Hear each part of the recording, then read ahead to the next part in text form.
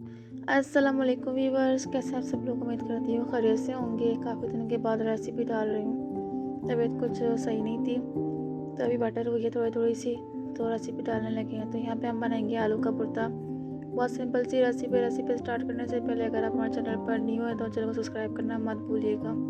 Recipe start करते हैं।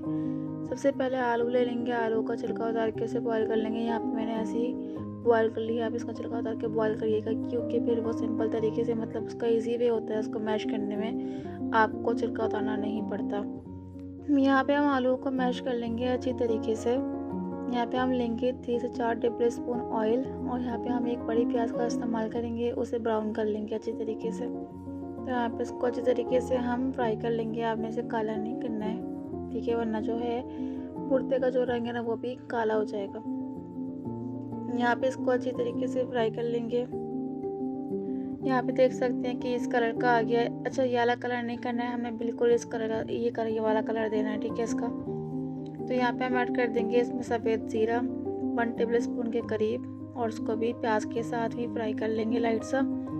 साथ ही यहाँ पे हमने आलू मैश किए हुए रखे हुए, टमाटर 2 काट के रखे हैं, साथ में हमने हरी मिर्चें और धनिया और एक बड़ी प्याज और सफ़ेद ज़ीरा हमने यहाँ पे रखा है।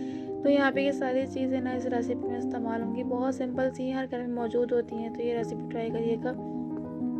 उसके अलावा यहाँ पे हमने टमाटर ऐड कर दिए हैं, उन्हें हम भून लेंगे, प्याज के साथ ही फ्राई कर लेंगे। और यहाँ पे हम ऐड कर देंगे 1 टेबल स्पून के करीब लहसुन अदरक का पेस्ट। फ्रेश पेस्ट यूज़ करेंगे तो ज़्यादा जायकेदार बनेगा, ठीक है। तो यहाँ पे इसके साथ 1 मिनट के लिए हम अच्छे तरीके से भून लेंगे। उसके बाद हमारे यहाँ पे मसाला जो है रेडी हो चुका है। तो इस तरीके से हो जाए, आप पूरा मसाला भून लें। तो यहाँ पे हम ऐड कर देंगे आलू का मैश किया हुआ पेस्ट, और उसको अच्छे तरीके से ना हम मिक्स कर लेंगे तमाम मसाले के अंदर। बहुत ही सिंपल सी रेसिपी। इसी के आप लोग आलू के पराठे बना सकते हो, यानी आप ना पराठे में डाल के इसका आलू के पराठे बना सकते हो। तो यहाँ पे हम ऊपर से जो है इसमें हरी मिर्चें ऐड कर देंगे और धनिया ऐड कर देंगे। बहुत ही सिंपल सी है। आप इसके आलू के पराठे भी तैयार कर सकते हो, बहुत ही मज़े के बनेंगे। इसी को आप ना पराठों में ऐड करके ना दही के साथ अच्छे तरीके से सर्व कर सकते हो। बहुत शानदार किस्म के पराठे बनते हैं, बहुत ही मज़ेदार आलू का भुर्ता बनता है इस तरीके से। तो यहाँ पे हमारे के जो आलू का भुर्ता है वो रेडी हो चुके हैं। तो ये बहुत सिंपल सी रेसिपी है और बनती बहुत टेस्टी है, इसे ज़रूर ट्राई करिएगा।